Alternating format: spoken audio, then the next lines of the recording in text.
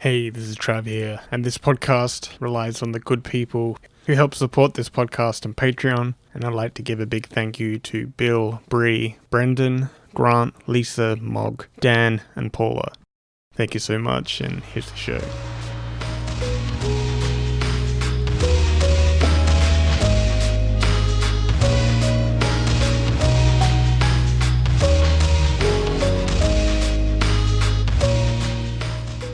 Hey, welcome to episode 179, A Touch on the Mind Boat, the slow-moving boat ride inside the questionable existence of my mind. This is Trav Nash speaking, and thank you very much for listening to this episode. I really do appreciate it. And today's show is a series of poems and short stories that I wrote, trying to make sense of the senseless again. So I hope you enjoy it. It's a good show, and all you need to do is sit back, relax, consider the possibilities as we set sail.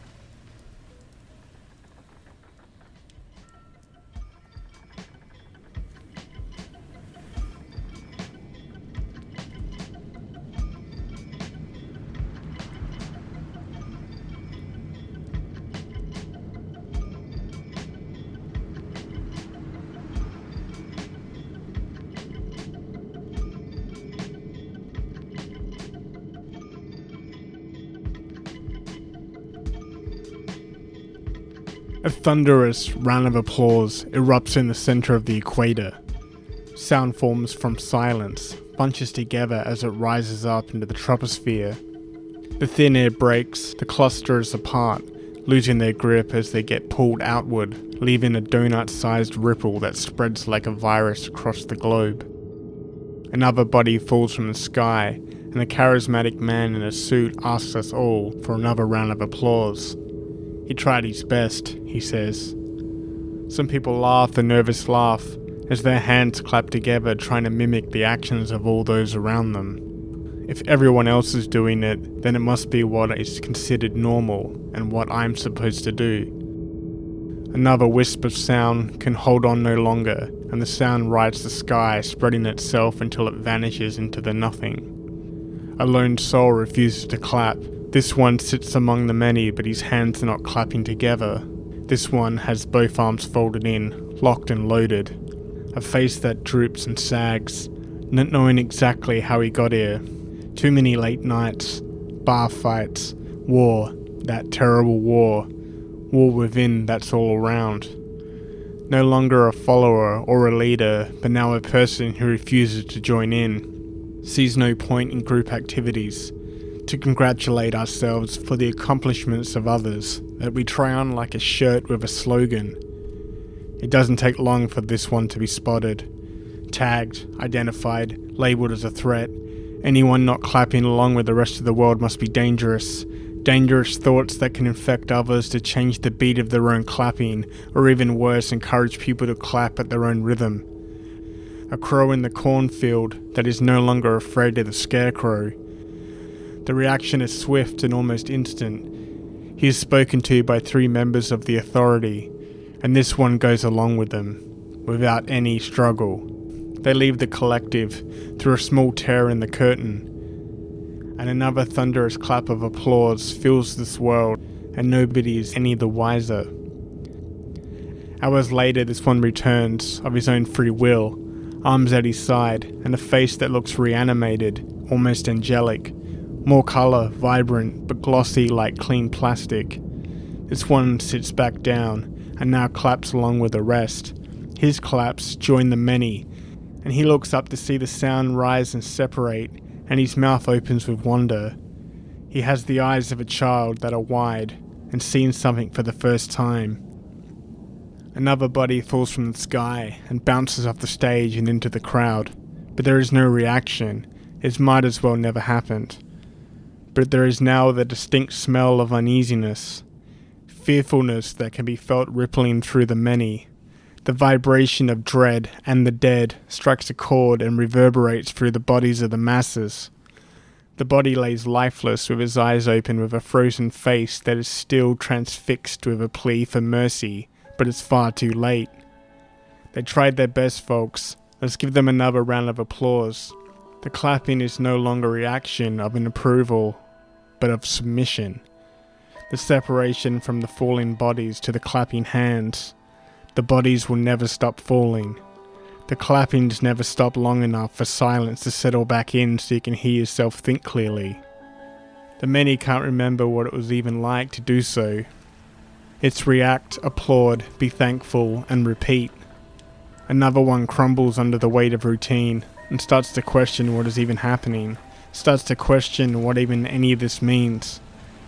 The other one is singled out, identified, removed, pushed from somewhere high above, now just a body on the pile, being applauded for doing the best he could, fighting against something that he could never beat.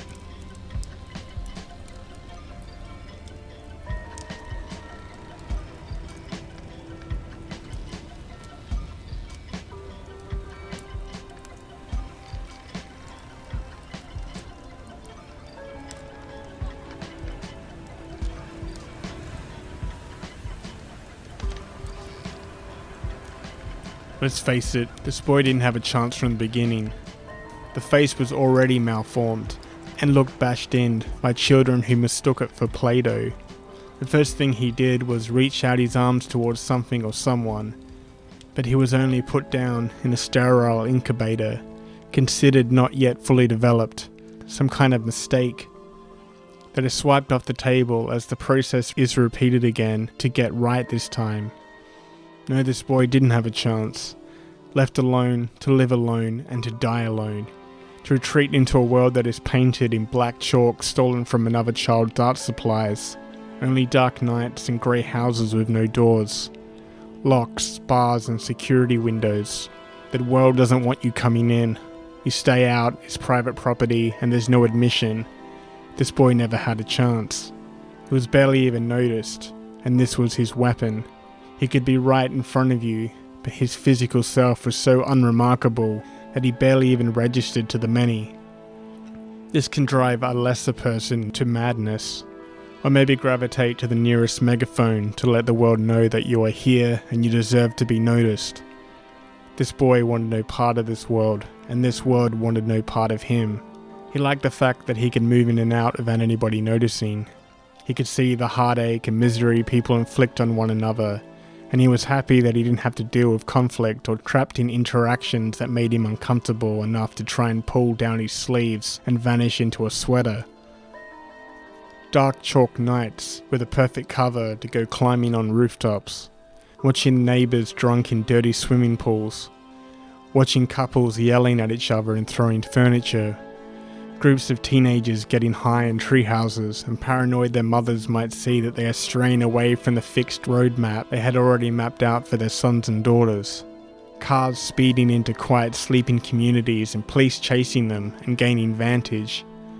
Front doors open and dads and mothers run to the front lawn, hugging their children or family pet. The boys saw quickly that nowhere was safe. The boy could see all the secrets that played out like soap operas that played for free for public consumption, with open windows and blinds that gave glimpses into the lives and hardships. This boy witnessed the worst parts of people that get thrown into the garbage bin and wheeled out on a Wednesday to be dumped into landfills, covered in concrete so it will never escape. But this information had already been gained and held the town to ransom. Anonymous letters left to be found by people who didn't want to be found out, because secrets have power, and nobody even knew the boy was right in front of them the whole time. A broker of secrets and information. But he didn't have a chance.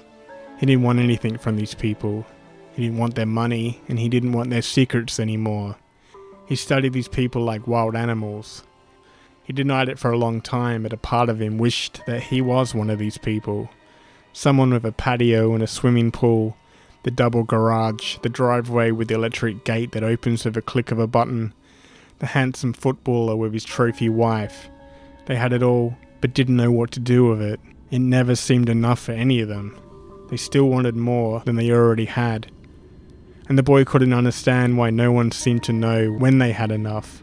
He decided to let their secrets go like black balloons into the sky that would soon swallow them whole. But it was already too late.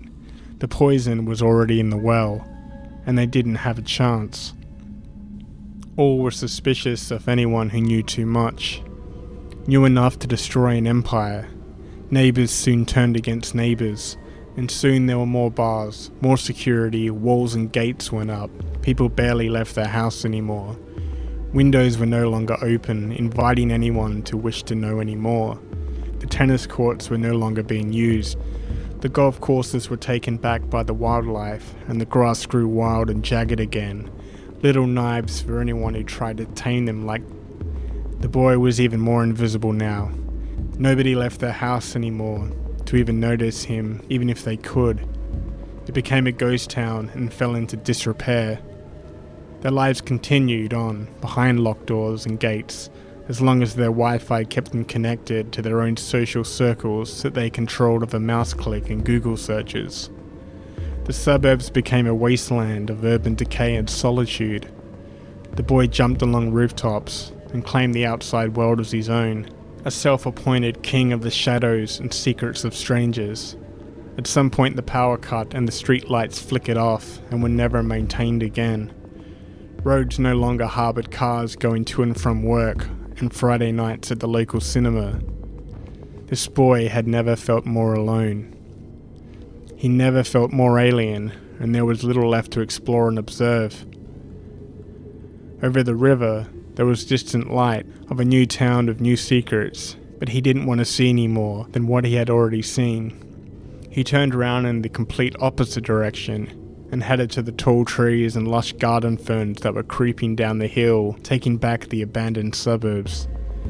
He reached a dark cave and entered into the heart of its pitch-black, undiscovered secrets. He turned around to see the light trying to follow him in, so he began to fill the hole with stones and rocks until the light was locked out. He then sat in the darkness, content, with his knees to his stomach and his hands over his head. Nobody even knew he was there, and he would be never found where he ended. He never had a chance because he knew too much.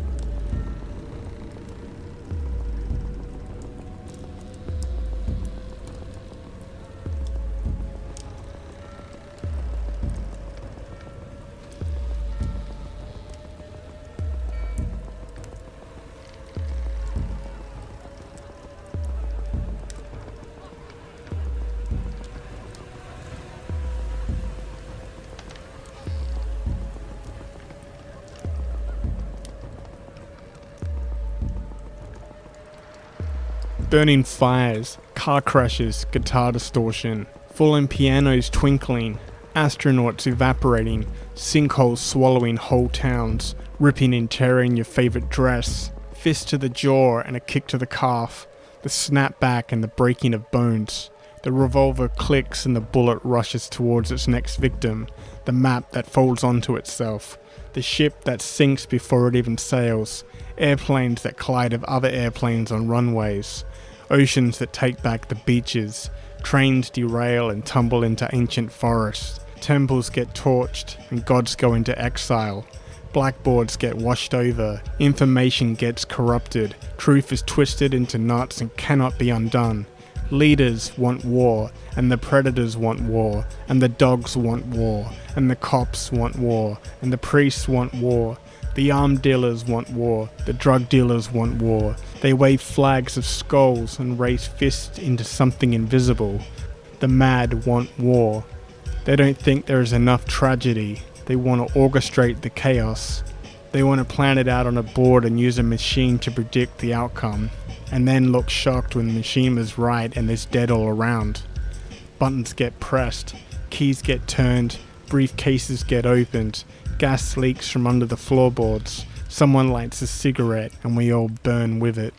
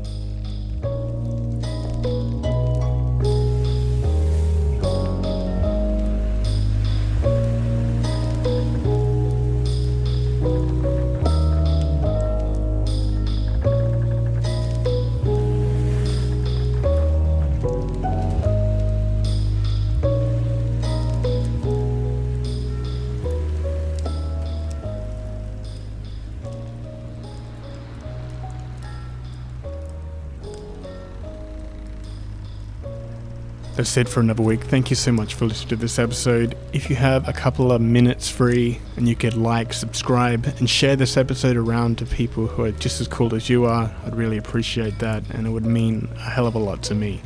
You can do this by liking and subscribing on the very device you're using, retweeting it on Twitter, sharing it on Facebook, or putting it on your Instagram stories. That'd really help me out. Telling someone to their face, word of mouth is still an extremely powerful thing, and it helps spread the news out there. You can follow me on Twitter at Nashtopia. You can also follow my Instagram at Trav Nash Draws Things. The music for this podcast is composed by Tim Witt. You can listen to his music right now on SoundCloud just by searching for Tim Witt Sounds. You can also pick up his albums at Bandcamp, pay whatever you want, and hear some pretty damn awesome tunes. If you like that theme song, then you're definitely going to like Tim Witt's music. If you could spare $1 a month to my Patreon, that really helps this podcast going. And thanks again to all my Patreons. And right now, as a special gift, there's an exclusive listen to next week's music from the podcast. You can hear the new album. It's 1 hour of new ambient tunes and some electronic music that I composed that will be releasing next week. But you can hear it now if you're a Patreon member, donating as little as $1. So check it out. That's a small gift, and you can hear it now. Otherwise, you can wait a week, whatever you want to do. It's all good. I'm not going to judge. It's completely optional. This episode was written, read, produced, and all ambient music is composed by me, Trav Nash, and you're welcome. So thanks again for listening, and I really do appreciate it. I'm still a little bit sick, so hence why this episode is a little bit late, but I'm hopefully getting better. Until next week, where the new album is released, stay safe, look after yourself. Until we connect again, peace.